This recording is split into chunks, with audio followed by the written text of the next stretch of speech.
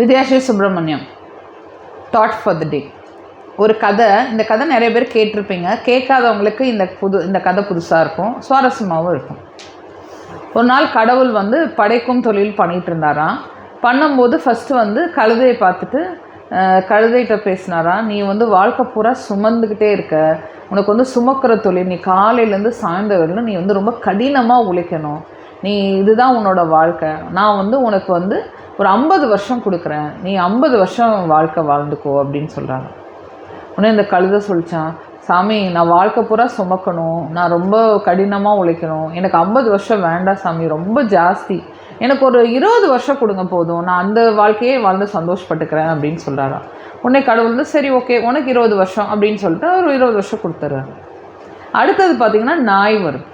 நாய் வந்தோடனே நாயை பார்த்து கடவுள் சொன்னாராம், நீ மனுஷன் கூட ரொம்ப ஃப்ரெண்ட்லியாக இருக்க, நீ மனுஷனை நல்லா பாதுகாக்கிற, மனுஷனை சந்தோஷப்படுத்துகிற, அதனால் உனக்கு நான் 30 வருஷம் வாழ்க்கை கொடுக்குறேன், நீ 30 வருஷம் வச்சுக்கோ அப்படின்னு சொன்னோடனே அந்த நாய் சொல்லிச்சோம், இல்லை சாமி எனக்கு இப்போ 30 வருஷம் ரொம்ப ஜாஸ்தி, எனக்கு 30 வருஷம் என்னால் முடியாது, எனக்கு ஒரு 15 வருஷம் கொடுங்க, எனக்கு அது போதும் அப்படின்னு சொல்லிச்சான். உடனே கடவுள் சரி ஓகே உனக்கு 15 வருஷம் அப்படின்னு கொடுத்துட்றாரு. அதுக்கு அடுத்தது அவர் குரங்கை படைக்கிறார்.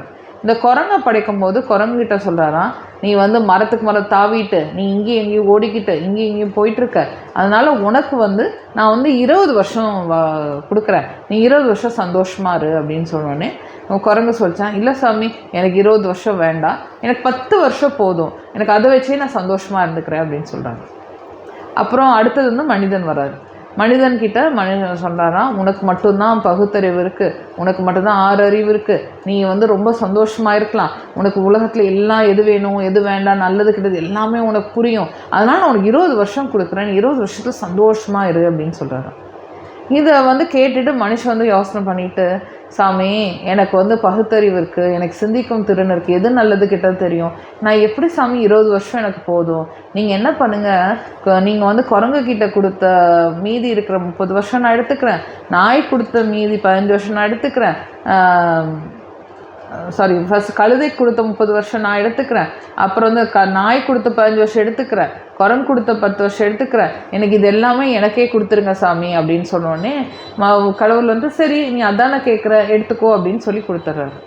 இந்த கதையில் நம்ம என்ன பார்க்குறோம் அப்படின்னா, ஒரு மனுஷன் ஃபஸ்ட்டு 20 வருஷம் பார்த்திங்கன்னா ரொம்ப சந்தோஷமாக இருப்பான், நல்லது கண்டது எதுவுமே தெரியாது, ரொம்ப வாழ்க்கையில் ரொம்ப சந்தோஷமாக இருப்பான். அதுக்கப்புறமே 30 வருஷம் கழுத மாதிரி சுமப்பான். என்ன கடமை, வேலை, வீட்டை பார்க்கணும், இதை சம்பாதிக்கணும் அதை சம்பாதிக்கணும், இவங்களை கொடுக்கணும், ரெஸ்பான்சிபிலிட்டி எடுத்து கழுத மாதிரி சுமப்பான்.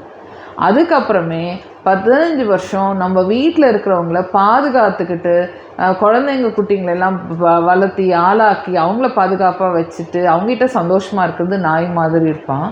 அதுக்கப்புறமே குரங்கு குட்டியோட 10 வருஷத்துக்கு மனிதன் என்ன பண்ணுவான் அப்படின்னா, வீடு வீடாக புள்ள வீட்டுக்கும் பையன் வீட்டுக்கும் இங்கேயும் அங்கேயும் குரங்கு மாதிரி தாவிட்டு வித்தை காமிச்சிக்கிட்டு இவங்களை பேரம்பேத்தி சந்தோஷப்படுத்திக்கிட்டு இப்படி தான் வாழ்வான் அப்படின்னு சொல்கிறாங்க.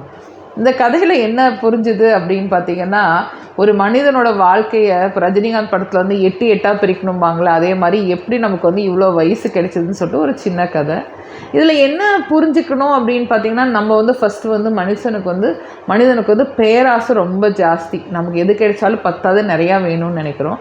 அது மட்டும் இல்லை, நமக்கு ஏன் இவ்வளோ கடவுள் ஏன் இவ்வளோ வயசை கொடுத்துருக்கான் அப்படின்னா, நமக்கு பகுத்தறிவு இருக்குது, அதனால் நம்மளால் ஹேண்டில் பண்ண முடியும்னு நினச்சி கொடுத்தான். நமக்கு பகுத்தறிவு இருந்தாலும் அதை கரெக்டாக யூஸ் பண்ணுறோமா யூஸ் பண்ணலையான்னு சொல்லிட்டு நமக்குள்ளே நம்ம அந்த கேள்வியை கேட்டுக்கணும். பகுத்தறிவோடு இருந்தால் நம்ம ஏன் மற்றவங்கள துன்புறுத்தணும், ஏன் மற்றவங்க நம்மளை துன்புறுத்த நம்ம அலோவ் பண்ணணும், ரெண்டுமே நம்ம யோசனை பண்ணணும். ஓகேயா? ஸோ நம்ம லைஃபு எப்படி இருக்குன்னு சொல்லி நம்ம தான் டிசைட் பண்ணணும். கடவுள் கொடுக்க வேண்டிய வரத்தை கொடுத்துட்டாரு, அதை சந்தோஷமாக வச்சுக்க போகிறோமா துக்கமாக வச்சுக்க போகிறோமா நம்ம கையில் தான் இருக்குது. ஓகேயா?